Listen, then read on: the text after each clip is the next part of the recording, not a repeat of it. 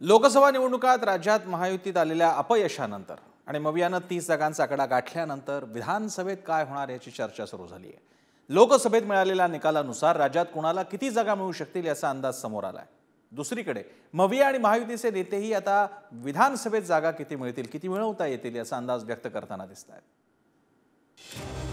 विधानसभा निवडणुकीनंतर राज्यात कोणाची सत्ता, लोकसभेच्या निकालात विधानसभा मतदारसंघात कोणाची सरशी, विधानसभा निवडणुकीतही मविया देणार महायुतीला मात, महायुती मवियाचं आव्हान कसं परतवणार। लोकसभा निवडणुकांच्या निकालात महाराष्ट्रात अनेक धक्कादायक निकाल पाहायला मिळाले। 2019 मध्ये 23 वर असलेल्या भाजपची 9 जागांवर घसरण झाली। महायुतीतील शिंदेंची शिवसेना आणि अजित पवारांची राष्ट्रवादीही फार मोठी कामगिरी करू शकली आहे। दुसरीकडे महाविकास आघाडीनं राज्यात 30 जागी यश मिळवलं।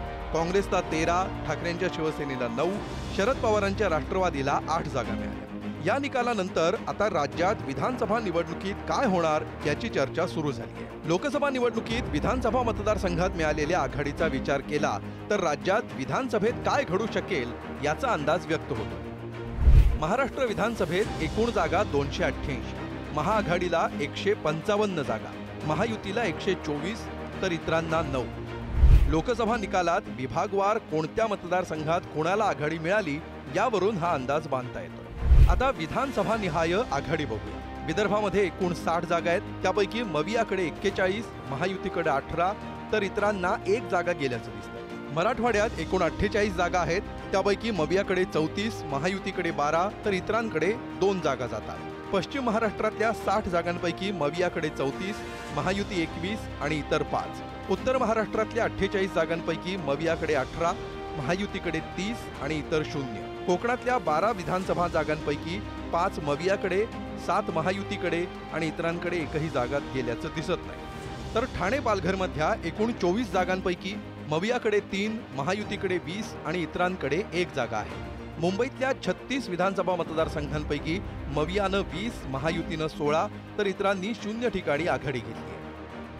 लोकसभा निकालांनी मवियाचा आत्मविश्वास वाढल्याचं दिसतंय। विधानसभा निवडणुकीत 180 पेक्षा जास्त जागा मवियाला मिळतील असा विश्वास व्यक्त होतोय।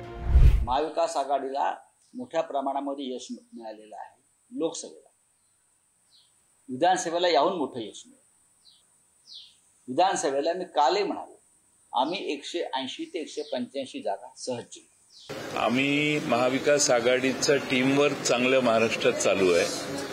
तिन्ही पक्षामध्ये सामंजस्य आहे आणि त्यामुळं पुढच्या विधानसभेच्या निवडणुका आमची अपेक्षा आहे की आम्ही एकसंघपणाने लढवल्या तर महाराष्ट्रात 180 पेक्षा जास्त आमदार आमचे निवडून येतील याची आम्हाला खात्री आहे, कारण महाराष्ट्राचा वातावरणच आता तसं आहे। दुसरीकडे पराभवानं महायुतीत अस्वस्थता असली तरी नव्यानं जनतेत जाण्याचा इरादा महायुतीचे नेते व्यक्त करतायत। विधानसभा निवडणुकीत महायुतीला 200 जागा मिळतील असा विश्वास भाजप प्रदेशाध्यक्षांनी व्यक्त केलाय। देवेंद्र जी के नेतृत्व में एकनाथ शिंदे जी है, एकनाथ शिंदे जी, देवेंद्र जी, अजित दादा फिर एक बार जोरों से अपनी बैटिंग शुरू करेंगे और महाराष्ट्र में फिर एक बार महायुति की 200 सीटें आएगी, 100% आएगी। जिस प्रकार से गंदी राजनीति की है, ये गंदी राजनीति को लेकर महाराष्ट्र की जनता दोबारा महायुति के विकास के पक्ष में मतदान करेगी। महायुति विकास चाहती है और महाविकास आघाड़ी जात पात की राजनीति चाहती है। दोनों में फर्क है। महाविकास आघाड़ी कभी विकास नहीं कर सकती। मोदी जी के नेतृत्व में विकसित भारत महायुति कर सकती है और महायुति पूरे ताकत से इस महाराष्ट्र में फिर एक बार मजबूत सरकार देगी।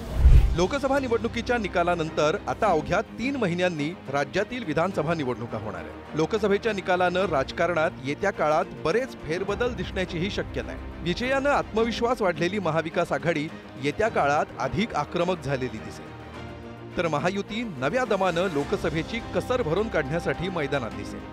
लोकसभेपेक्षा विधानसभेचं गणित तसं काहीसं वेगळं असतं, पण वारं कोणत्या दिशेनं वाहतंय याचा अंदाज लोकसभा निवडणुकीनं दिलाय। त्यामुळेच लोकसभेप्रमाणेच विधानसभा निवडणूकही राज्यात प्रचंड चुरशीची होणार हे निश्चित। ब्युरो रिपोर्ट, पुढारी न्यूज, मुंबई।